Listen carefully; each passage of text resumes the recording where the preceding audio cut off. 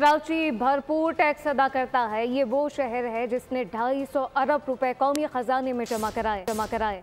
अगर कराची के ताजिर अपने जायज़ हक के लिए बात करें तो ये चुगली है।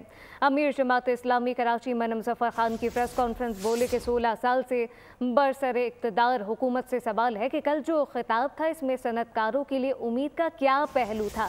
मुराद अली शाह और बिलावल भुट्टो ये भी बताएं कि लियारी अम कमेटी के नाम पर भत्ता कौन लेता था।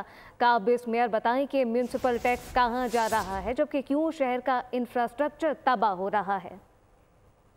चाहते हैं पीपल्स पार्टी की 16 साल से मुस्तकिल बरसरे इक़्तिदार हुकूमत से उस शहर के सनतकारों को कि जो एक्सपोर्ट में 54% जमा कराता है। साहब, इसका मतलब क्या है? अगर कराची के ताजिर, कराची के लोग अपने जायज़ हक के लिए आवाज बुलंद करें तो ये चुगली खाना है।